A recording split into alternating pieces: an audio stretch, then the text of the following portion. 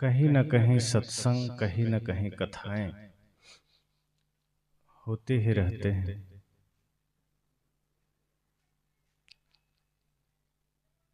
और आप सब भी कहीं न कहीं से जुड़े रहते हैं, किसी न किसी रूप में, किसी न किसी धर्मगुरु से, किसी संत से, किसी शास्त्र से आप सबका जीवन जुड़ा हुआ है। चूंकि हमारा भारतवर्ष धर्म प्रधान देश है, भारत की पहचान ही धर्म से है, भारत की पहचान ही योग ध्यान से है, भारत की पहचान ही ऋषि मुनि सती साध्वी वीर वीरांगनाओं से है। इतने सत्संग, इतने शास्त्र, इतने संत, इतनी कथाएं होने के बाद भी आज परिवार में शांति क्यों नहीं है? सबसे बड़ी समस्या यह है। आए दिन लोग ये सवाल करते हैं कि हम कोशिश तो बहुत करते हैं, सत्संग करते हैं, पूजा करते हैं, पाठ करते हैं, व्रत करते हैं, परिवार में शांति नहीं है। सारा ज्ञान हमारे देश में, बड़े बड़े शास्त्र हमारे देश में, बड़े बड़े पंडाल हमारे देश में लगते हैं, पर शांति क्यों नहीं है? ये हम सब विचार क्यों नहीं करते? एक सामान्य सी व्याधि जीवन में आ जाए, शरीर में आ जाए, तो आपको पता है कि औषधि लेना पड़ेगा। मान लीजिए किसी को सिर में दर्द है और डॉक्टर साहब ने कोई दवा दी और वो दवा ले करके आप उसे सिर्फ आंखों से देख लीजिए और फिर डॉक्टर को दे दीजिए तो सिर दर्द ठीक हो जाएगा। आप ये जानते हैं कि ये दवा देखने से काम नहीं करेगी, ये दवा ग्रहण करनी पड़ेगी।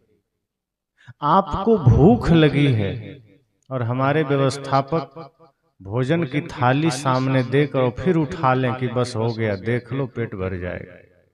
कितने लोग का पेट भर जाए?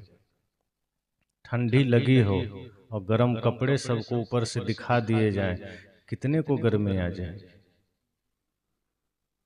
बाहर सबको पता है कि दवा खानी पड़ेगी, भोजन ग्रहण करना पड़ेगा, गर्म कपड़े शरीर में पहनने पड़ेंगे, लेकिन जब सत्संग की बात है, कथा की बात है, तो वहां हम सिर्फ देख करके, बाहर से सुन करके हम चल देते हैं। इसलिए हमारे जीवन में अशांति है, परिवार में अशांति है। अब कोई आदमी यह कहे कि सूर्योदय हो चुका है और हमें दिखाई नहीं दे रहा, तो आप क्या कहेंगे?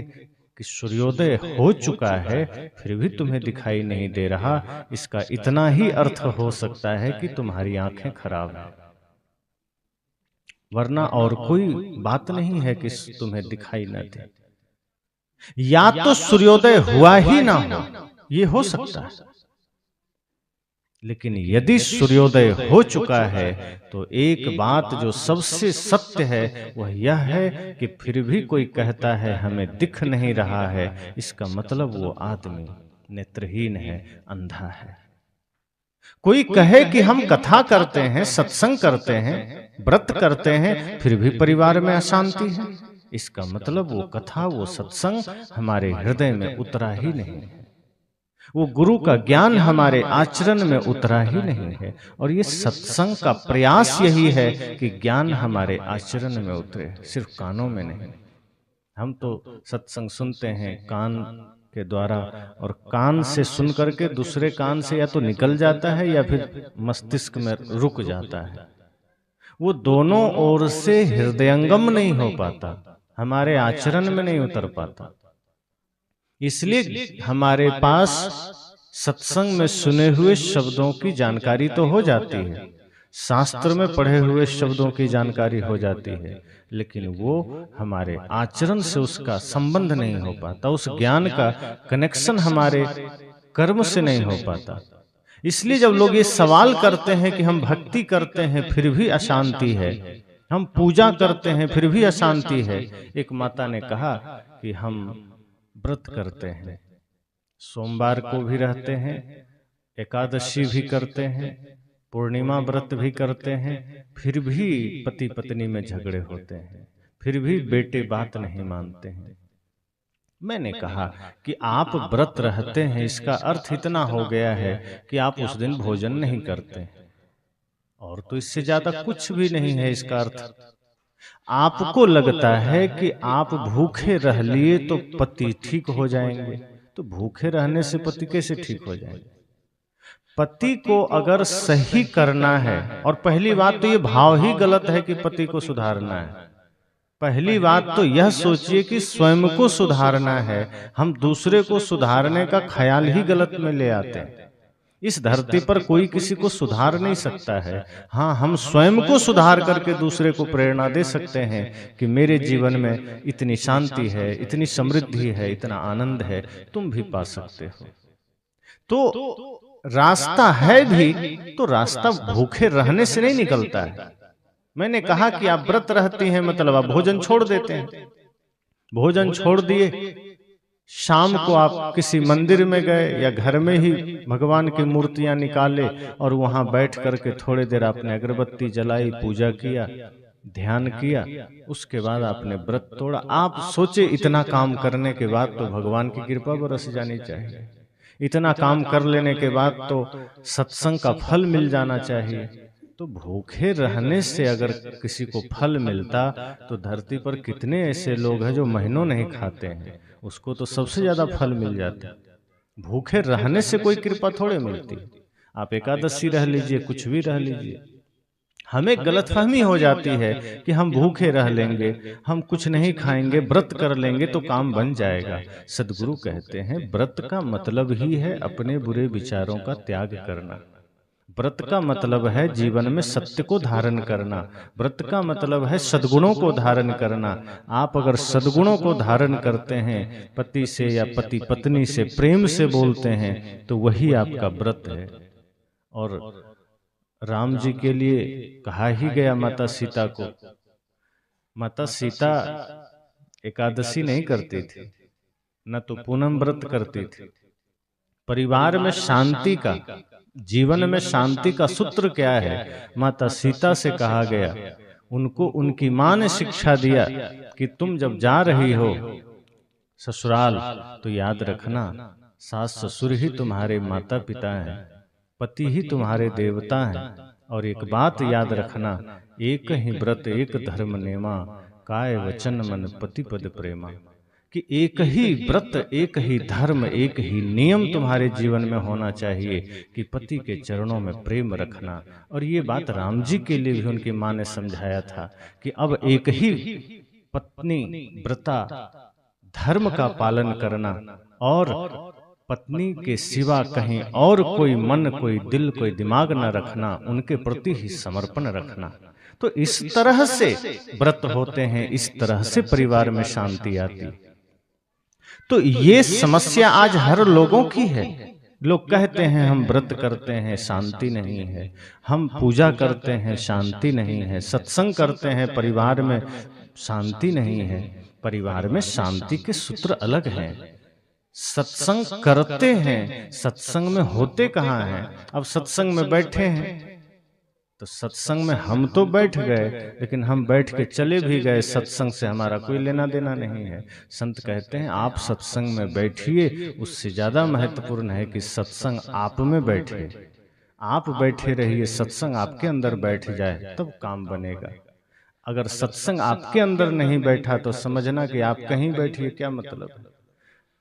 कोई आदमी अगर अपने मन वचन कर्म को शांत रख करके सत्संग में बैठेगा तो सत्संग का लाभ मिलेगा, और फिर वो आदमी बाजार में भी रहेगा तो सत्संग उसके साथ रहेगा। कहा था मैंने प्रथम सत्र में। इसलिए आज अगर इस तरह के प्रश्न आते हैं कि परिवार में शांति कैसे आएगी, तो परिवार में शांति लाने के लिए कोई दवाई नहीं है कि आप बाजार में जाएंगे और डॉक्टर के यहाँ या दुकान को बोलेंगे कि हमें एक दवाई या कोई वस्तु दे दीजिए ताकि सब घर वाले खा लें और परिवार में शांति आ जाए। वो संयम है, नियम है, प्रेम है, ये आपको अपने हृदय में ग्रहण करना होगा, शांति आ जाएगी। एक दूसरे के प्रति समर्पण करना होगा, एक दूसरे के प्रति प्रेम हो, समर्पण हो। पर आदमी का अहंकार एक दूसरे के प्रति समर्पित होने नहीं देता है। कोई थोड़ा सा बड़ा है, पति सोचता है मैं तो पति हूं, मुझे तो शास्त्रों में परमेश्वर कहा गया, हम पत्नी के सामने कैसे झुक जाएंगे। घमंड में बैठा है कि हम तो परमेश्वर हैं, हमें तो शास्त्र ने ही परमेश्वर बना दिया, हम झुकेंगे, पत्नी को ही झुकना होगा। तो घर तो नरक बनेगा ही। जिस दिन पति को पत्नी में परमेश्वरी भगवती का दर्शन हो जाए और पत्नी को पति में भगवान का दर्शन हो जाए, तब घर स्वर्ग बनता है। यहाँ तो हम ये अहंकार गांठ लेते हैं कि हम बड़े हैं तो हम नहीं झुक सकते हैं, सामने वाला ही झुके, वही हमारे प्रति समर्पित हो। और ऐसी बातें सिर्फ जड़ पदार्थों के लिए की जा सकती है। जो भी जिंदा है वहां बराबर समर्पण चाहिए। अब पत्नी कोई जड़ थोड़े है कि आप उसको समर्पित करा लेंगे कि तुम झुके रहो, हम नहीं झुकेंगे। या छोटा भाई कोई लकड़ी थोड़े है कि उसको जैसे मन वैसे बांध दो। छोटा भाई हो, पत्नी हो, बच्चे हैं, पड़ोसी हैं, मित्र हैं, माता पिता हैं, ये कोई बाहरी ठोस वस्तु नहीं है जिसको अब जैसा चाहे समर्पित करा लें। ये काम निर्जीव पदार्थों के साथ हो सकता है। जैसे माइक हमारे सामने है, ये माइक जड़ है, इसमें चेतना नहीं है। तो जैसा हमारा मन है हम उसको वैसा सामने रखेंगे। ये माइक विरोध करेगा कि नहीं हम ऐसे नहीं लगेंगे, हमको तो इधर से लगाओ, माइक नहीं बोलेगा कुछ। ये निर्जीव है, इसका समर्पण बिल्कुल तय है, ये मना नहीं कर सकता। कैमरे लगे हैं, वो कैमरे नहीं कहेंगे कि अब मेरा समय इधर हो गया, उधर दर्शकों की तरफ कर दो। वो जिधर रख दिए वो रखा है। ये माइक ये नहीं कह सकता कि अब मैं थक गया हूं, अब थोड़ा दूसरे माइक को बुला लो, मैं थोड़ा देर विश्राम करूंगा।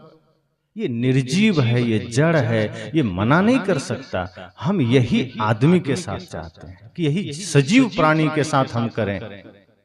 माइक ये विरोध नहीं करेगा कि मान लीजिए हम इसमें कुछ अच्छी बातें कर रहे हैं, तो ऐसा भी नहीं है कि माइक प्रसन्न हो जाएगा कि चलो आज मेरे द्वारा कुछ अच्छी बातें सुनाई गई। और कोई आदमी माइक पकड़कर गाली देना शुरू करे तो क्या माइक रो के भाग लेगा कि नहीं नहीं ये तुम गाली दे रहे हो, मैं नहीं रहूंगा। ये निर्जीव है, आप इसमें गाली बकिए तो भी ये रहेगा, आप प्रेम की बात करिए तो भी रहेगा। पैसे आपके पास हैं, उसी पैसे से आप दूध खरीदिए तो पैसा आपको धन्यवाद नहीं देगा कि तुमने मेरा सदुपयोग किया। और उसी पैसे से आप शराब खरीदिए तो पैसा नाराज नहीं होगा कि तुमने मेरा दुरुपयोग किया। वो निर्जीव है, आप उसको जैसा चाहे रख सकते हैं। तो हमारी आदत वही हो गई है कि जैसे हम पैसे को रखते हैं, पैसा मना नहीं करता। जैसे हम लकड़ियों को अर्थात वस्तुओं को रखते हैं, पदार्थों को रखते हैं, वही आदमी का मन हो गया कि हम पत्नी को वैसे ही रखें, जब कहें, जो कहें, जैसा कहें वैसा करे, वैसा सुने, और इसलिए विवाद होता है।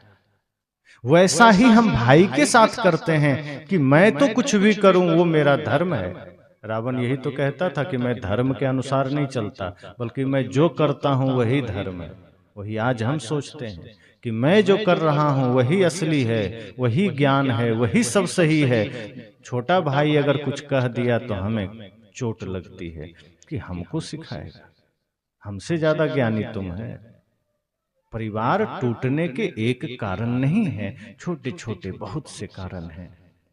संतजन तो कहते हैं कि प्रमुख 2 कारण हैं। अगर ये 2 कारण हमने ठीक कर लिए तो परिवार भी नहीं टूटेगा, समाज भी नहीं टूटेगा और राष्ट्र भी नहीं टूटेगा। वो प्रमुख कारण 2 कौन से हैं? एक है स्वार्थ, एक है अहंकार। जहाँ स्वार्थ और अहंकार खड़ा हो वहाँ कोई भी परिवार संगठित नहीं रह सकता, वो स्वर्ग नहीं बन सकता। स्वार्थ एक दूसरे में प्रेम होने नहीं देगा और अहंकार झुकने नहीं देगा। अगर कभी मन को लगा भी कि हाँ मुझसे गलती हो गई है, थोड़ा सा झुक जाने से बात बन सकती है। अहंकार कहेगा तुम झुकोगे, शोभा नहीं देता। अहंकार आपको और खड़ा कर देता है कि नहीं तुम्हें नहीं झुकना है। अब आप अहंकार के चपेट में आ गए। जहां झुकने से बात बन सकती थी, अहंकार ने आपको और खड़ा कर दिया। जबकि झुकना हमारे लिए शर्म की नहीं, गर्व की बात होनी चाहिए। क्योंकि जिसमें गहराई होती है, जिसमें वजन होता है, जिसमें कुछ विशेष होता है, उसी के अंदर विनम्रता है, उसी के अंदर समर्पण है, उसी के अंदर झुकने की बात है। जो खाली है वो अकड़ के खड़ा रहता है। भगवान कृष्ण को राजसूय यज्ञ में जब पांडवों ने बुलाया तो सब ने ड्यूटी बांट ली। किसी ने कहा कि हम भंडार में देखेंगे काम, किसी ने कहा हम बाजार से सामान लाएंगे, किसी ने कहा हम और अतिथियों का थोड़ा स्वागत कर लेंगे, जगह बता देंगे किसको कहाँ बैठना है। इस तरह से सबने अपनी अपनी ड्यूटी ले ली। भगवान ने कहा, श्री कृष्ण ने, कि हमें तो कोई ड्यूटी नहीं दिया। तो पांडवों ने कहा प्रभु आप भला क्या करेंगे, और वैसे भी कोई ड्यूटी बची भी नहीं है। तो भगवान श्री कृष्ण ने कहा कि अपने अपने अनुसार से तुम सबने अपनी ड्यूटी बांट ली, अपना काम चुन लिया, पर अभी भी एक काम बचा हुआ है और वो मैं करूंगा। तो लोगों ने कहा अब तो कोई काम नहीं बचा। भगवान श्री कृष्ण ने कहा कि आए हुए संतों का चरण मैं धोऊंगा और उनके जूठे पत्तल में उठाऊंगा। सोचिए, तभी तो वो कृष्ण बने, तभी तो नर से नारायण बने।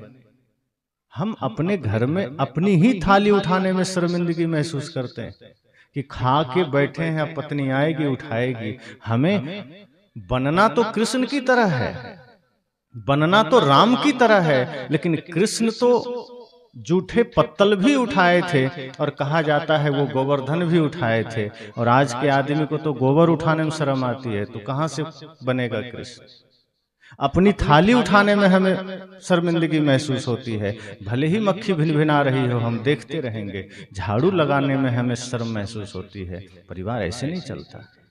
ये अलग बात है कि आप कर्म करिए, भले ही बच्चे या पत्नी आपको रोक दें कि नहीं रहने दीजिए हम कर लेंगे, लेकिन आगे बढ़ के आप करिए। तो पहले से ही हम मालिक बन के बैठ जाते हैं, नहीं तू ही कर, हम थोड़े झाड़ू लगाएंगे।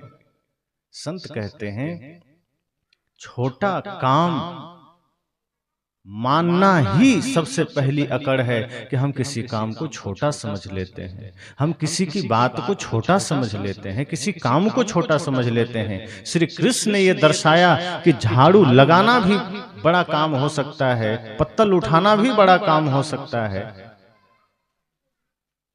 अगर मन निर्मल हो तो सारे काम पूजा और बड़े काम बन सकते हैं।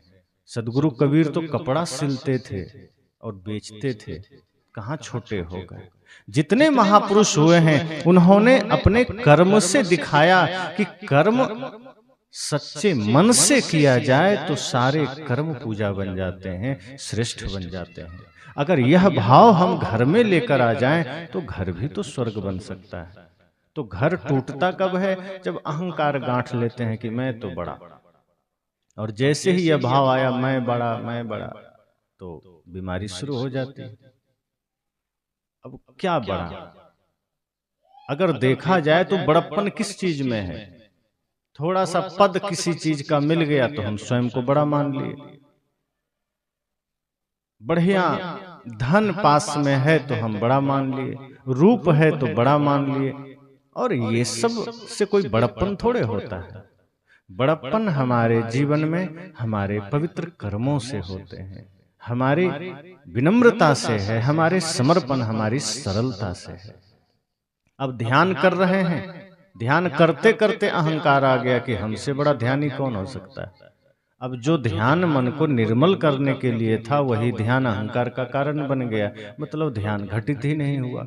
सत्संग करते करते अहंकार आ गया कि हम तो सत्संगी हो गए। तो सत्संग तो अहंकार मिटाने का काम करता है, सत्संग से ही अहंकार आ गया, मतलब सत्संग में भी चूक गए। इसलिए संत कहते हैं आज पारिवारिक जितनी भी समस्याएं हैं, जितने भी झगड़े हैं, वो सब स्वार्थ के कारण हैं, अहंकार के कारण है।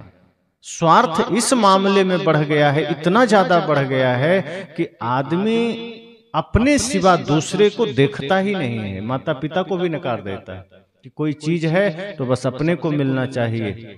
भाई से तो दूरी बन ही गई। एक आदमी तो कहता ही है कि कलयुग में भाई से कभी मित्रता हो नहीं सकती, भाई के साथ हम रह नहीं सकते। ये कलयुग का प्रभाव है। संत ने कहा ये कलयुग का नहीं, तुम्हारे गंदे मन का प्रभाव है। वरना आज भी लोग सतयुग की भांति जीते हैं। ये मन में धारणा ही बन गई कि भाई है मतलब बंटवारा होगा ही, भाई है मतलब उस के साथ हम रह ही नहीं सकते। और ये सारी समस्याएं आती स्वार्थ से है, अहंकार से है। एक संत एक घटना सुना रहे थे। दो भाइयों की घटना थी कि दो भाई थे।